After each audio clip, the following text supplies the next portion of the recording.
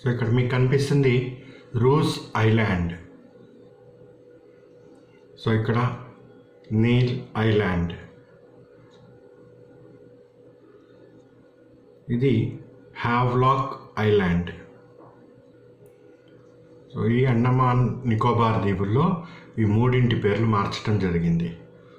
గతంలో కూడా ఇక్కడ మిడిల్ అండమాన్, సౌత్ అండమాన్, పోర్ట్ బ్లేర్ ఇవన్నీ కూడా ఒకసారి చూసుకోండి. ఇవి కూడా ఎగ్జామ్ పాయింట్ ఆఫ్ వ్యూలో ఇంపార్టెంట్. హాయ్. సో కరెంట్ అఫైర్స్ని డిస్కస్ చేసుకోవటంలో భాగంగా ఈరోజు మనం కొన్ని ముఖ్యమైన కరెంట్ అఫైర్స్ని డిస్కస్ చేద్దాం. సో వాటిలో మొదటిది government of India. So Narendra Modi 3 Andaman Nicobar దీవుల్లో ఉండే 3 దీవుల యొక్క ఐలాండ్ పేర్లని మార్చటం జరిగింది. సో ఆ 3 దీవుల పేర్లు ఏంటి అంటే రోజ్ ఐలాండ్, దీని పేరుని నేతాజీ సుభాష్ చంద్రబోస్ దీవిగా పేరు మార్చారు. నెయిల్ ఐలాండ్ని షాహిద్ ద్వీపం అని పేరు మార్చడం జరిగింది. హ్యావ్లాక్ అనే ఐలాండ్ పేరు స్వరాజ్ ద్వీప్గా పేరు మార్చడం జరిగింది. సో ఎగ్జామ్లో మనకు ఈ కింది ఏ ఐలాండ్ యొక్క పేరు షాహిద్ ద్వీపంగా మార్చడం జరిగింది? Rose island, nail island, Havelock island, ఇంకో ఐలాండ్, ఇట్లా 4 పేర్లు ఇవ్వటం జరుగుతుంది. సో నెయిల్ ఐలాండ్ లేదా హ్యావ్లాక్ ఐలాండ్ పేరుని రీసెంట్గా భారత ప్రభుత్వము ఈ కింది ఏ పేరుతో పిలుస్తున్నది? సుభాష్ చంద్రబోస్ ఐలాండా, షాహిదా, స్వరాజ్ ద్వీప, ఇంకో ఐలాండ్ పేరా? ఇట్లా ఐలాండ్ కొత్తగా పేరు మార్చిన పేరుతోటి పిలుస్తాం. సో ఈ ముగ్గురికి కూడా హిస్టరీ ఉంది. సో కరెంట్ అఫైర్స్ రిలేటెడ్గా హిస్టరీని కొంచెం పరిశీలన చేయాలి. ఈ రోజ్ అనే ఆయన ఎప్పుడో అండమాన్ అండ్ నికోబార్ దీవుల్లో 1793లో బ్రిటిష్ వాళ్ళకి అక్కడ ఉండే లోకల్స్కి మధ్య ఒక సెటిల్మెంట్ జరగటం జరిగింది. సో అందులో భాగంగా బ్రిటిష్ వాళ్ళు అండమాన్ నికోబార్లో మొదటి ప్రాంతంగా ఈ రూస్ ఐలాండ్నే సర్వే చేసి వాళ్ళు ఆ రూస్ ఐలాండ్లోనే వాళ్ళు స్థిరపడటం జరిగింది. ఆ తర్వాత పోర్ట్ బ్లేయర్కి వాళ్ళు షిఫ్ట్ అయ్యారు. సో పోర్ట్ బ్లేయర్కి ఇంకొక పేరు ఉంది. సో ఆ పోర్ట్ బ్లేయర్ పేరు కార్న్వాలిస్. పోర్ట్ కార్న్వాలిస్ అని ఈ క్రింది ఏ పోర్టుని పిలుస్తారు అంటే పోర్ట్ బ్లేయర్ని పిలవటం జరుగుతుంది. సో దాని తర్వాత మళ్ళీ అక్కడ ఈ సునామీ ఇది ఎత్తికేకి రావటము, మళ్ళీ అది సరైన ప్లేస్ కాదనిపించడం వాళ్ళకి, మళ్ళీ వాళ్ళు తిరిగి రూస్ ఐలాండ్కే షిఫ్ట్ అయ్యారు. సో దాని తర్వాత దీన్ని రూస్ ఐలాండ్ని పూర్తి స్థాయిలో శాస్త్రీయ పద్ధతిలో ఈ జార్జ్ జేమ్స్ రూస్ అనే ఆయన సర్వే చేయటం జరిగింది. సో ఆయన పేరు మీదే ఈ ఐలాండ్కి రూస్ ఐలాండ్ అని పేరు వచ్చింది. అయితే ఇక్కడ మనకు ప్రశ్న ఏమిటి అంటే ఒకటి పోర్ట్ బ్లేయర్ని కార్న్వాలిస్ పోర్ట్ కార్న్వాలిస్ అని కూడా పిలుస్తారు, ఒక ప్రశ్న. నెక్స్ట్ ఈ రూస్ అనే ఆయన్ని ఫాదర్ ఆఫ్ ఇండియన్ సర్వే అని ఈ క్రింది వారిలో ఎవరిని అనటం జరుగుతుంది? అప్పుడు మీ ఆన్సర్ అవుతుంది కెప్టెన్ డేనియల్ రూస్ని ఫాదర్ ఆఫ్ ఇండియన్ సర్వే అని పిలుస్తూ ఉంటాం. అదేవిధంగా నెయిల్ ఐలాండ్కి ఈ నెయిల్ అనే ఆయన కూడా 1857 రివోల్ట్లో భాగంగా ఇక్కడ వర్క్ చేయటం జరిగింది. కాకపోతే ఇతను విచక్షణారహితంగా ఇక్కడ ప్రజల్ని నరికి చంపేశాడనే నెపంతో బ్రిటిష్ వాళ్ళు ఇతన్ని అండమాన్ దీవులకి ట్రాన్స్ఫర్ చేశారు. అట్లా నెయిల్ అనేది ఆ రోజుల్లో అక్కడ బ్రిటిష్ అధికారి అక్కడ పనిచేయటం వల్ల ఈ పేరు వచ్చింది. ఇది పెద్దగా ఎగ్జామ్ పాయింట్ ఆఫ్ వ్యూలో ఇంపార్టెంట్ కాదు. నెక్స్ట్ హ్యావ్లాక్ అనే ఆయన ఇంపార్టెంట్. సో ఈ హ్యావ్లాక్ అనే ఆయన 1857 రివోల్ట్లోనే మేజర్ కాంట్రిబ్యూషన్స్ చేయడం జరిగింది. లక్నోని ఆక్రమించడంలో ఈయన ముఖ్య పాత్ర పోషించాడు. సో ఈయనకి స్పెషల్గా అక్కడ టోంబ్ కూడా కట్టించడం జరిగింది. హ్యావ్లాక్ టోంబ్ ఎక్కడ ఉన్నది అంటే మన ఆన్సర్ లక్నో అవుతుంది. సో ఈ హ్యావ్లాక్ పేరు మీదనే ఇక్కడ అండమాన్ నికోబార్ దీవుల్లో హ్యావ్లాక్ పేరుతోటి రన్ అవుతూ వస్తుంది. ఈ పేరుని ఇప్పుడు స్వరాజ్ ద్వీపంగా మార్చారు. సో ఉన్నట్టుండి గవర్నమెంట్కి ఈ ఆలోచన ఎందుకు వచ్చింది ద్వీపాల పేర్లు మార్చాలని అంటే ఇక్కడ కూడా ఒక రీజన్ ఉంది.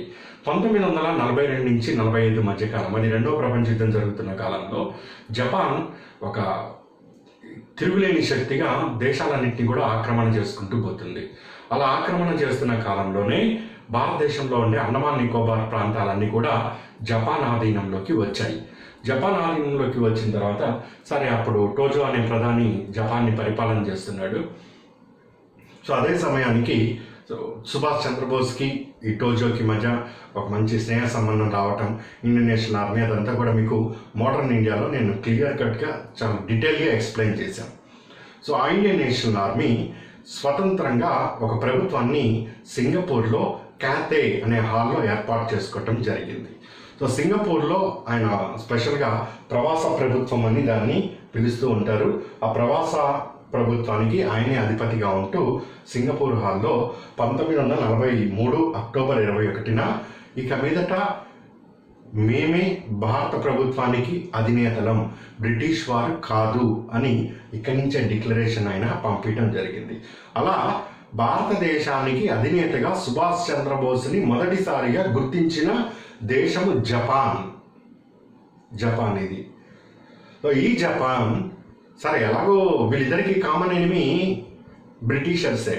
సరే ఇట్రాబోయా బోసు, ఇక నేను నీకు కొంత మేము ఆక్రమించుకున్న భూభాగాన్ని నీకు ఇవ్వటం జరుగుతుందని చెప్పి అండమాన్ నికోబార్ దీవుల్లో వారు ఆక్రమించుకున్న దీవులన్నీ కూడా బోస్కి హ్యాండ్ ఓవర్ చేశారు, సుభాష్ చంద్రబోస్కి హ్యాండ్ ఓవర్ చేశారు.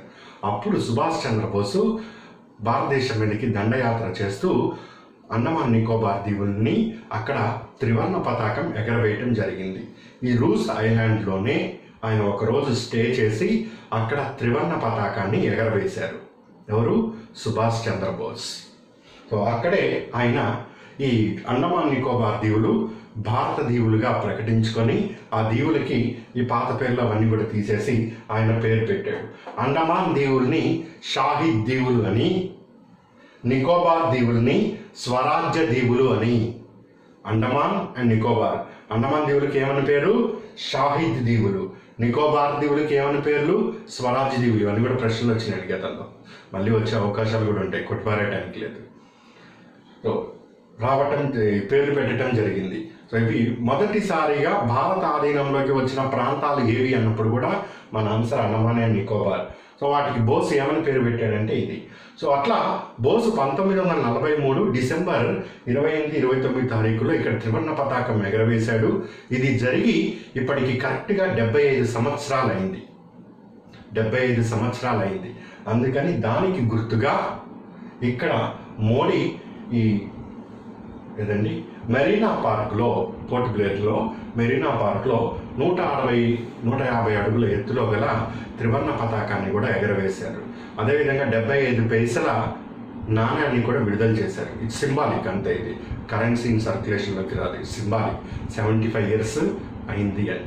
సో ఇది దీని వెనకాల ఉండే కథ అంతా కూడా. ఇది కూడా చాలా ఇంపార్టెంట్ మోడర్న్ ఇండియాలో. చాలా చూస్తూనే ఉన్నారు, ఇండియన్ నేషనల్ ఆర్మీ మీద తప్పనిసరిగా అది ఏ ఎగ్జామ్ అయినా కానీ ప్రశ్న వస్తుంది. అది కాక ఇది 75 years అయింది ఇన్సిడెంట్, బోస్ దీన్ని ఆక్రమణ చేసుకొని.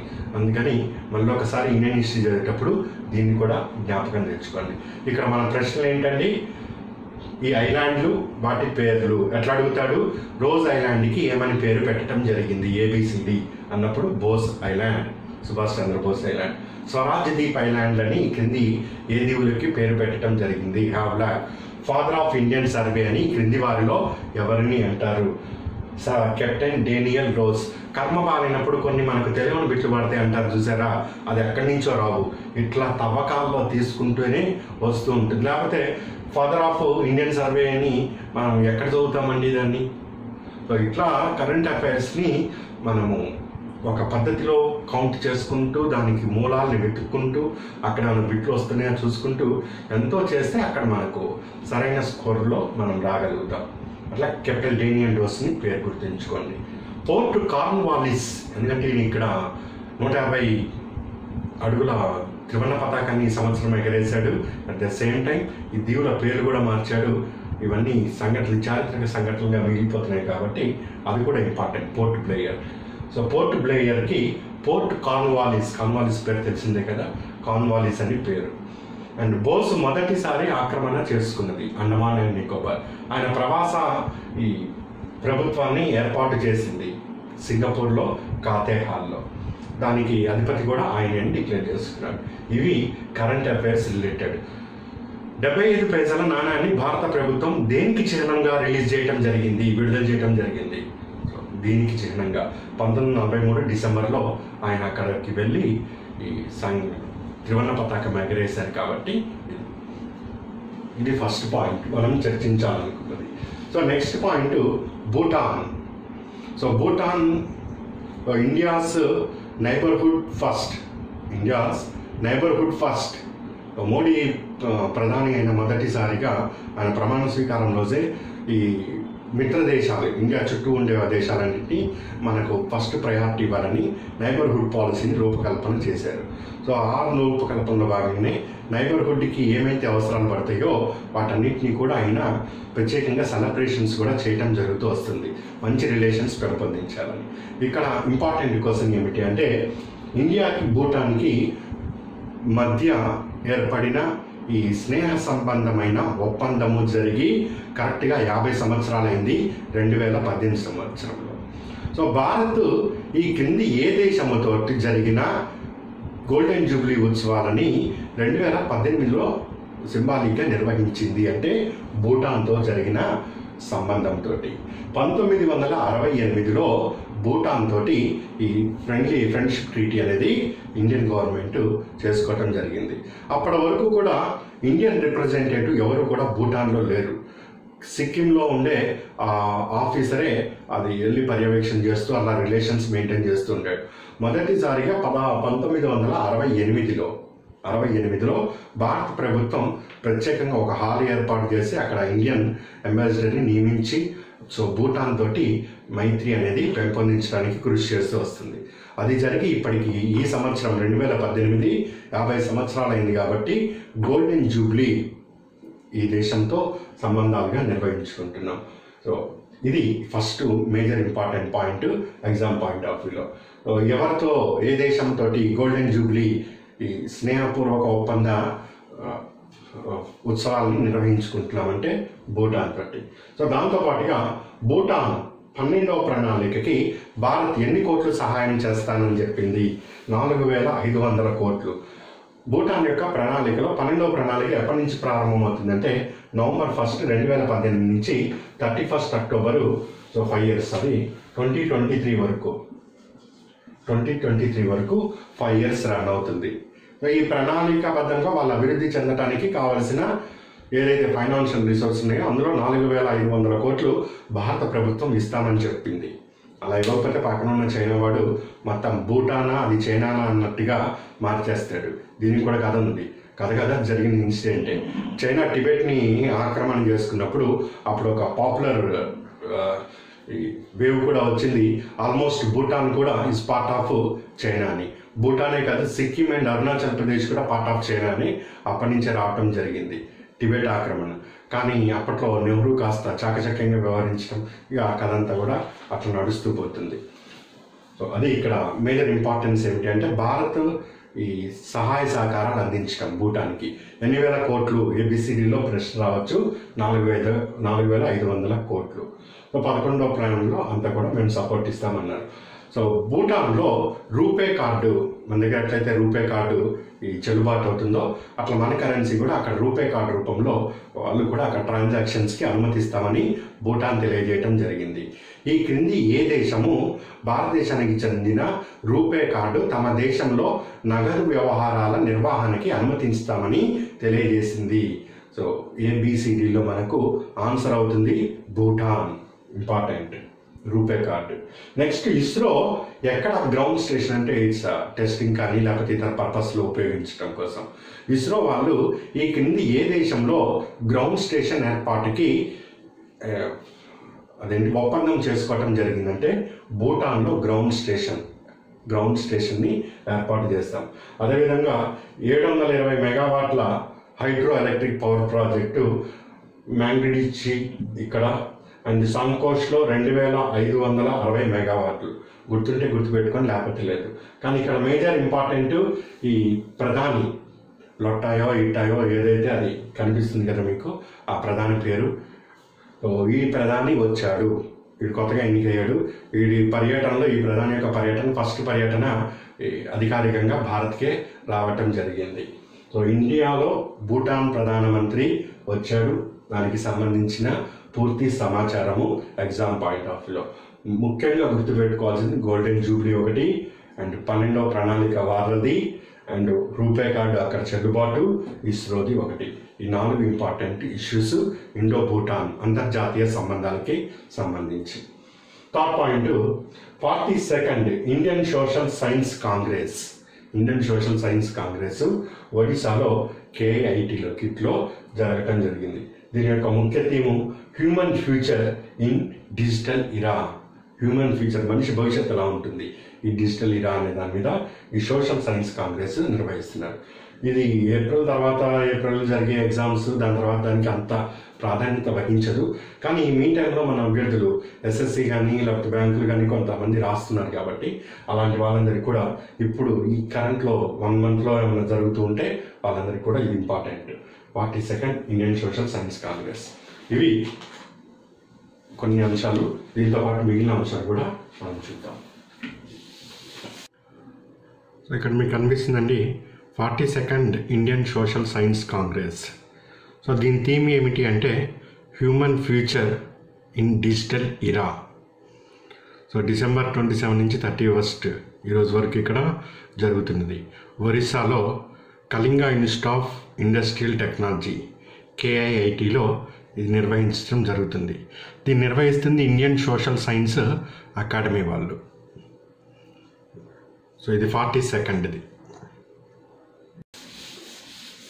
ఒక అంశం తీస్తే దాని చుట్టుపక్కల A to Z తెలిసిపోవాలండి మనకు. So next item international rice research institute south Asia regional centre. దీనిని మోడీ వారణాసిలో ప్రారంభించడం జరిగింది. So international rice research institute Philippines మనీలాలో ఉన్నది. దీని మీద మనకు ప్రశ్న, ఇంటర్నేషనల్ రైస్ రీసెర్చ్ ఇన్స్టిట్యూట్ యొక్క సౌత్ ఏషియాకి సంబంధించి ప్రాంతీయ కేంద్రాన్ని ఈ క్రింది ఏ ప్రాంతంలో ఏర్పాటు చేయడం జరిగింది? లక్నోనా, గజియాబాదా, లేకపోతే వారణాసియా, కాన్పూర్. ఇట్లా మనకు ప్రశ్న వస్తే అప్పుడు మన ఆన్సర్ అవుతుంది వారణాసి. ఇంపార్టెంట్ ఈసారికి. ఇంటర్నేషనల్ రైస్ రీసెర్చ్ ఇన్స్టిట్యూట్ అనేది ఆల్రెడీ మనీలాలో ఉంటుంది. సో రైస్కి సంబంధించి వాళ్ళు రీసెర్చ్ అండ్ ప్రమోట్ చేయడం జరుగుతూ వస్తుంది, డెవలప్మెంటల్ యాక్టివిటీస్. అందులో భాగంగానే వీళ్ళు ఒక్కొక్క ప్రాంతాల్లో వీళ్ళు రీజనల్ సెంటర్స్ని ఎస్టాబ్లిష్ చేసుకుంటూ వస్తారు. అట్లా సౌత్ ఏషియాకి సంబంధించి రీజనల్ సెంటర్ని భారత్లో వారణాసిలో ఏర్పాటు చేశారు. మరి ఇదేం పని చేస్తుందంటే రైస్కి సంబంధించి రీసెర్చ్ అండ్ డెవలప్మెంటల్ యాక్టివిటీస్ అన్నిటిని కూడా ఇది నిర్వహిస్తూ వస్తుంది. దానితో పాటు డిజిటల్ క్రాప్ మేనేజ్మెంట్ని ఇది స్టడీ పాయింట్ ఆఫ్ వ్యూలో ఈ స్కాలర్స్ కానీ ఎవరైతే రీసెర్చ్ సైంటిస్టులు ఉన్నారో వాళ్ళందరికీ కూడా ఎక్స్ప్లెయిన్ చేసి వాళ్ళకి ట్రైనింగ్ ఇవ్వటం జరుగుతూ వస్తుంది. ఇట్లా ఈ రీసెర్చ్ ఇన్స్టిట్యూషన్ ఉన్నది ఈ రైస్కి సంబంధించిన అంశాల్లో ప్రోత్సాహకరంగా ఉంటుంది. అదేవిధంగా సంపన్ అనే పథకము దేనిని తెలియజేస్తుంది అని ప్రశ్న వస్తే, సంపన్ అనే పథకము system for authority and management of pension. So pension పథకాన్ని మరింత హేతుబద్ధము చేసి ఆ పెన్షన్దారులు ఎవరైతే ఉన్నారో వాళ్ళు ఇబ్బంది పడకుండా కేంద్ర ప్రభుత్వము అంటే మోడీ వారణాసిలో ఈ సంపన్న అనే పథకాన్ని ప్రారంభించారు. సంపన్న పథకం ఈ క్రింది వాటిలో దేనికి సంబంధించిందంటే పెన్షన్దారులకి సంబంధించింది.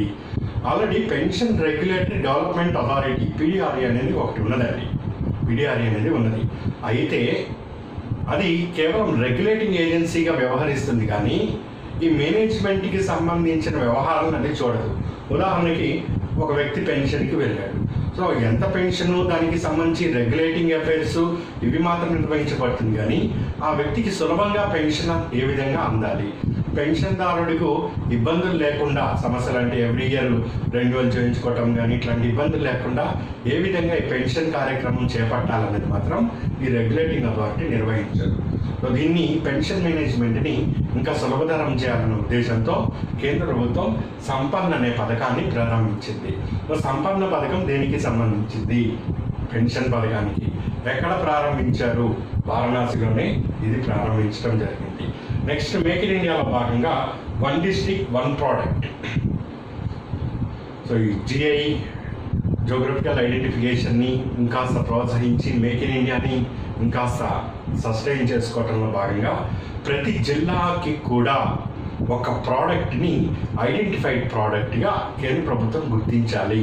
అలా గుర్తించి ఆ ప్రోడక్ట్ని డెవలప్మెంట్ చేస్తూ ఉంటే, ప్రోత్సహించి ఆ ప్రోడక్ట్ యొక్క ఉత్పత్తి డెవలప్మెంట్ చేస్తూ ఉంటే ఇంకా మేక్ ఇన్ ఇండియా కానీ మ్యానుఫ్యాక్చరింగ్ సెక్టర్ కానీ బలపడతాయన్న ఉద్దేశంతో దీని మీద ఒక సమావేశం నిర్వహించారు. ప్రాంతీయ సమావేశం అంటాం దీన్ని. ఎందుకంటే ఆ ప్రాంతంలో, వారణాసి ప్రాంతంలో నిర్వహించారు. నేషనల్ మీటింగ్ కాదు ఇంకా ఇది. 1 డిస్ట్రిక్ట్ 1 ప్రోడక్ట్ ప్రాంతీయ సమావేశం ఎక్కడ నిర్వహించబడిందంటే వారణాసిలో నిర్వహించబడింది. ఈ దీన్ దయాల్కి సంబంధించిన ఈ కళాని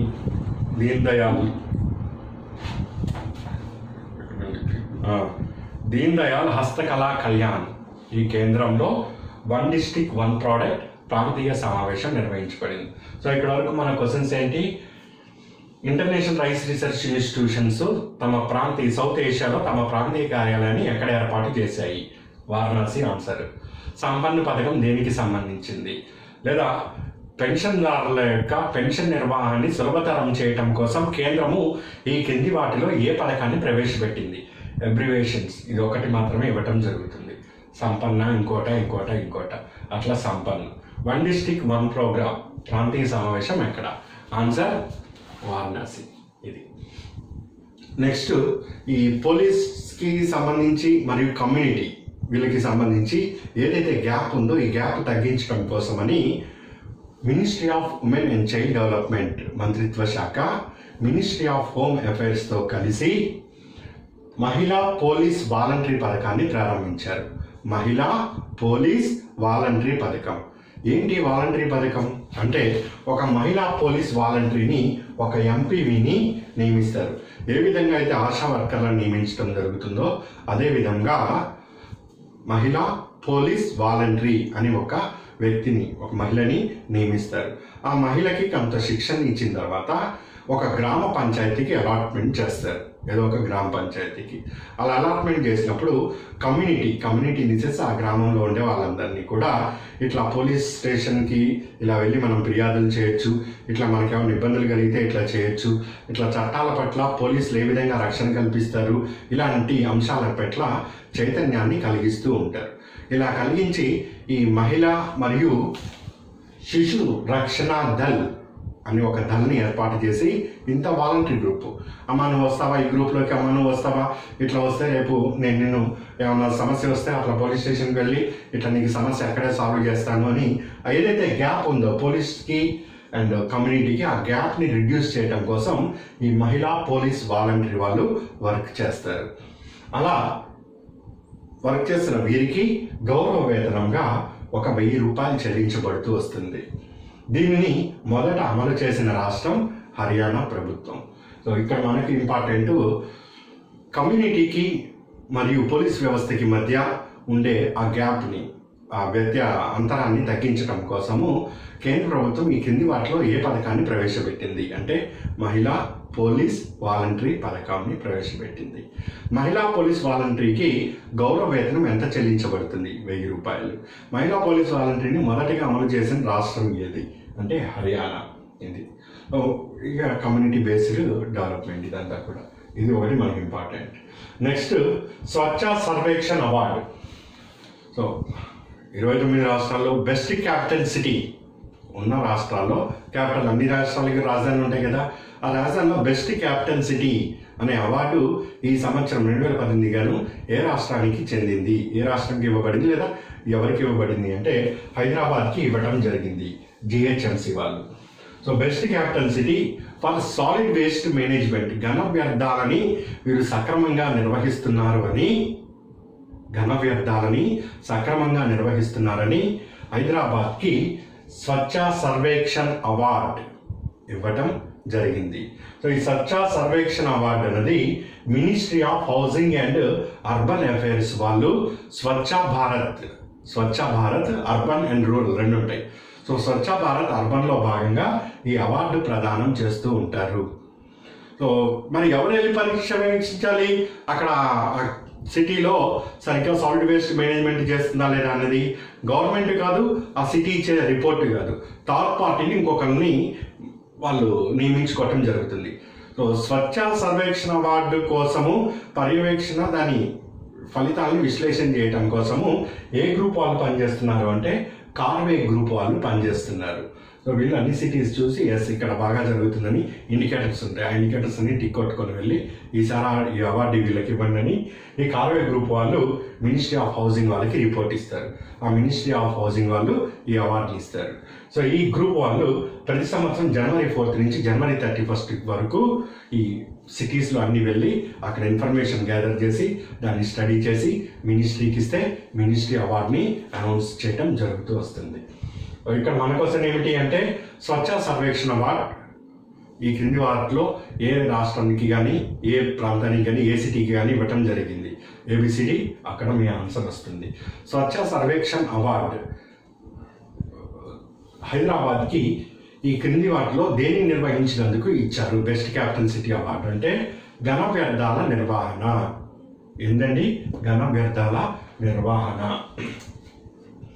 స్వచ్ఛ సర్వేక్షణ అవార్డుని థర్డ్ పార్టీ పర్యవేక్షణలో భాగంగా కేంద్రం ఏ గ్రూప్తో ఒప్పందం కుదుర్చుకుంది? కార్వే గ్రూప్తో ఒప్పందం కుదుర్చుకుంది. సో దీనికి సంబంధించిన ఇంపార్టెంట్ డేటా ఇదండి.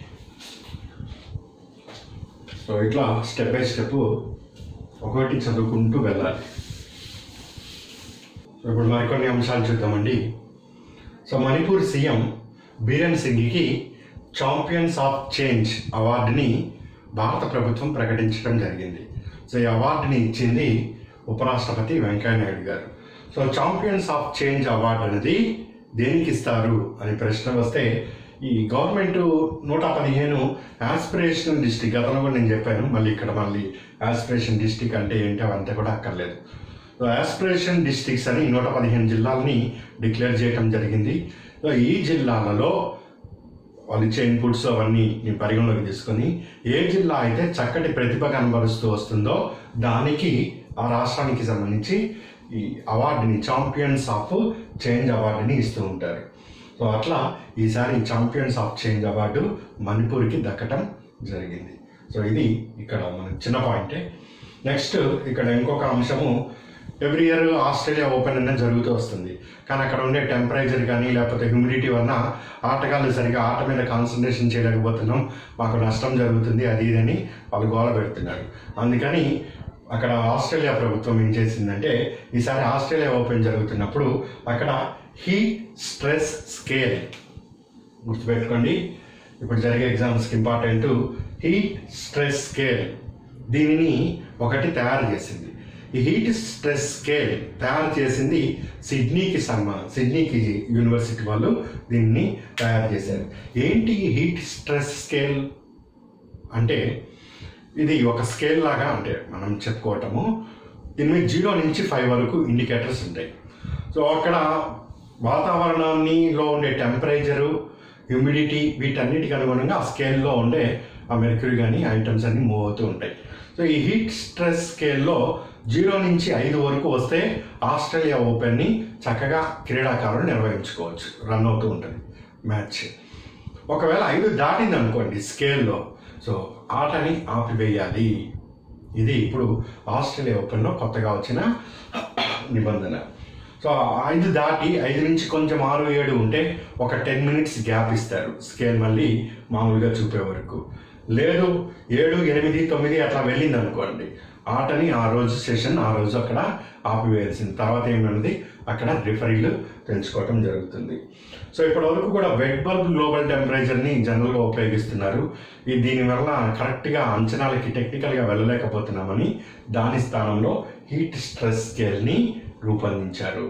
సో మనకు ప్రశ్న కూడా, హీట్ స్ట్రెస్ స్కేల్ని రూపొందించిన దేశము ఏది అంటే ఆస్ట్రేలియా. హీట్ స్ట్రెస్ స్కేల్ని ఏ ఆటలో ఉష్ణం యొక్క ప్రభావాన్ని పరిశీలించడానికి ఉపయోగిస్తున్నారు అంటే ఆస్ట్రేలియా ఓపెన్కి సంబంధించింది ఇది. హీట్ స్ట్రెస్ స్కేల్లో ఏ మార్కు దాటితే ఆటని తాత్కాలికంగా లేదా పూర్తిగా నిలిపివేయటం జరుగుతుంది. 5 పైన 0 to 5 వరకు ఉంటే ఆట కంటిన్యూ చేయొచ్చు, 5 దాటితే ఆట ఆపివేయాలి. ఆస్ట్రేలియా ఓపెన్కి సంబంధించి హీట్ స్ట్రెస్ స్కేల్ అన్నది ఈ కింది వాటిలో దేని స్థానంలో తీసుకొని వచ్చారు అంటే వెట్ బల్బ్ గ్లోబల్ టెంపరేచర్ స్థానంలో దీనిని ప్రవేశపెట్టారు వాళ్ళు. సో జనవరి 14 నుంచి 27 వరకు ఆస్ట్రేలియా ఓపెన్ జరుగుతుంది. రేపు మేలో జరిగే గ్రూప్ 2కి కానీ, ఏప్రిల్లో జరిగే పంచాయతీ కార్యదర్శి పోస్ట్కి కానీ ఈ ఆస్ట్రేలియా ఓపెన్ ఈ టెన్నిస్కి సంబంధించి ఒక బిట్టు అడుగుతూ ఉంటారు. కాస్త కాన్సన్ట్రేషన్ చేస్తూ ఉండండి. నెక్స్ట్, రైతుల ఆదాయాన్ని ఏ విధంగా రెట్టింపు చేయాలని వాళ్ళు చాలా ఆలోచిస్తూ వచ్చారు. అదే సమయంలో ఇనాం పథకం అవన్నీ నడుస్తూ వచ్చినాయి. దాని మీద ఏ విధంగా రెట్టింపు చేయాలని అశోక్ దాల్వాయ్ కమిటీని 2016లో నియమించారు. ఆ కమిటీ ఇప్పుడు రిపోర్ట్ ఇచ్చింది. ఆ కమిటీ రిపోర్ట్లో ఇప్పుడు ఆ మొత్తం స్టడీ చేసిన తర్వాత అవసరం అంటే దాన్ని కూడా మనము కరెంట్ అఫైర్స్లో చెప్పుకుందాం. కానీ ఇక్కడ రైతుల ఆదాయాన్ని రెట్టింపు కోసము కేంద్ర ప్రభుత్వం ఏ కమిటీని నియమించిందంటే అశోక్ దాల్వాయ్ కమిటీ అని. ఈ రోజు వరకు ఇక్కడ వరకు గుర్తుపెట్టుకోండి. ఫర్దర్ ఏమన్నా డెవలప్మెంట్ ఉంటే తెలియజేస్తాను. ఇప్పుడు మృణాల్ సేన్ అనే ఆయన మరణించాడండి. లేటెస్ట్గా మరణించే మృణాల్ సేన్ ఈ కింది వాటిలో దేంట్లో ప్రాముఖ్యత చెందిన వ్యక్తి అంటే ఫిలిం డైరెక్టర్గా ఇతను ప్రాముఖ్యత చెందింది. ఈయనకి దాదాసాహెబ్ ఫాల్కే 2003లో అవార్డు ఇచ్చారు. ఈ మరణాలు, అవార్డులు, రివార్డులు, అపాయింట్మెంట్ రిమూవల్ ఇవన్నీ కూడా ఎగ్జామ్కి ఒక 2 months ముందు ఉండేవి మాత్రం బాగా ఇంపార్టెంట్. అది అప్పుడప్పుడు దాదాసాహెబ్ ఫాల్కే అవార్డు లేకపోతే భారతరత్న పొందిన వాళ్ళు పోవటము ఇట్లాంటివి జరుగుతున్నప్పుడు వాళ్ళు కాస్త హైలైట్ అవుతారు. అందుకని ఇది చెప్పాను. నెక్స్ట్, హిస్టరీకి సంబంధించి early Indians the story of our ancestors and where we came from అనే పుస్తకాన్ని రచించింది ఎవరంటే టోనీ జోసెఫ్. మనం 2000లో అక్కడి నుంచి ఇండస్ వ్యాలీ సివిలైజేషన్ ప్రారంభమైందని చదువుకుంటాం. ఇతను ఇచ్చిన ఆధారాలని వాటిని పరిశీలన చేస్తే అంతకన్నా ముందే ఆరియన్స్ అనే వాళ్ళు 65,000 సంవత్సరాల బీసీ అక్కడి నుంచి కూడా వాళ్ళు వలస రావటము, అప్పటి నుంచి కూడా ఇక్కడ సివిలైజేషన్ ఉన్నది అన్నట్టుగా ఇది తెలియజేస్తున్నారు. మనకు ఆ డీటెయిల్స్ అనవసరము, అది ఆయన వ్యక్తిగత అభిప్రాయం అంతవరకే. మనం దాన్ని మళ్ళీ హిస్టరీలో మళ్ళీ అండర్లైన్ చేసుకోకర్లే. కానీ బుక్ అడుగుతాడు ఎగ్జామ్ పాయింట్ ఆఫ్ వ్యూలో, అందుకని గుర్తుపెట్టుకోండి. The story of our ancestors early ఇండియన్స్కి సంబంధించి ఎవరు రచించారంటే టోనీ జోసెఫ్. సో ఇవి కొన్ని ముఖ్యమైనవి. అంటే ఇంకా మనం ఇలా అందజేస్తూనే ఉంటాం. ఒకే క్లాసులో అన్నీ అందజేయటం సాధ్యపడదు కాబట్టి సో ఎవ్రీడే కాస్త అందజేసుకుంటూ 1 month కల్లా మీకే తెలుస్తుంది. ఒక దాదాపు 200 బిట్లు కరెంట్ అఫైర్సే వస్తుంటాయి. ఇది కరెంట్ అఫైర్స్తో పాటు కన్వెన్షన్ కూడా మనం కవర్ చేసుకుంటూ వెళ్తాము అవసరం ఉన్న చోటల్లా కూడా. మీరు కూడా ఇదే పద్ధతిలో స్టడీ చేస్తూ ఉండండి. అండ్ గ్రూప్ 2 నోటిఫికేషన్ ఇచ్చాడు May 5వ తారీఖు. పంచాయతీ కార్యదర్శి ఏపీకి సంబంధించి అది కూడా వచ్చింది. ఏపీకి సంబంధించి గ్రూప్ 2 నేను మాట్లాడేది. నోటిఫికేషన్స్ వచ్చే త్వరలో గ్రూప్ 1 కూడా వచ్చే అవకాశం ఉంది కాబట్టి ఇక మీరు ఏది ఒక్క పాయింట్ కూడా మిస్ కావద్దు. ఎగ్జామ్ ముందు ఉండే 5 నెలలు చాలా ఇంపార్టెంట్. అండ్ 1 year బ్యాక్ నుంచి కూడా ముఖ్యమైన కరెంట్ అఫైర్స్ ఏవైతే ఉన్నాయో అవన్నీ నేను మంత్లీ వైజ్కి వెళ్తాను అని చెప్పాను. అదేవిధంగా జరుగుతున్నాయి కూడా క్లాసులు. సో అదేవిధంగా లాస్ట్ ఇయర్ 2018కి సంబంధించిన కరెంట్ అఫైర్స్ మంత్లీ వైజ్ మీకు అందుబాటులోకి వస్తూ ఉంటుంది. ఎవ్రీడే అంతో ఇంతో సబ్జెక్ట్ వైజ్గా అది కూడా. And day to day and everyday అవకాశాన్ని బట్టి మనం ఈ రెగ్యులర్ కరెంట్ అఫైర్స్ని కూడా ఇటు నుంచి కొనసాగిస్తూ ఉంటాం. ఆ రెండింటిని క్లబ్ చేసి ఎలాంటి ఒత్తిడి గురి కావద్దు దయచేసి. ఇప్పుడే నేను గ్రూప్ 2కి సంబంధించి వీడియోలు కూడా చేసి పంపాను. ఎలాంటి ఒత్తిడికి గురి కాకుండా కూల్గా ఉంటే మైండ్ అదే కూల్ అవుతుంది, ఆలోచనలు వస్తాయి. ఒత్తిడి గురి అయితే వచ్చేది ఏముండదు అక్కడ, టెన్షన్ తప్పితే. సో కూల్గా ఉండండి. ఎప్పటికప్పుడు మనం ఇన్పుట్స్ ఇస్తూ ఉంటాం కాబట్టి ఇచ్చే డైరెక్షన్స్ క్లియర్గా ఫాలో అవ్వండి. మంచి రిజల్ట్స్ అనేది చూస్తారు. సో ఈ సంవత్సరం 2018కి ఇదే మన కరెంట్ అఫైర్స్ లాస్ట్ క్లాస్ అవుతున్నది. నెక్స్ట్ 2019లోకి వెళ్తున్నాం. So good luck and wish you all the best. So ఇది బుక్ పేరండి. టోనీ జోసెఫ్ అనే ఆథర్ రాశాడు ఎర్లీ ఇండియన్స్. ఇది మొహెంజోదారోలో లభించిన విగ్రహం మనకు. ఆ బుక్ పేరు the story of our ancestors and where we came from. So books ఆథర్స్లో ఇది ఒకటి ప్రస్తుతానికి ఇంపార్టెంట్.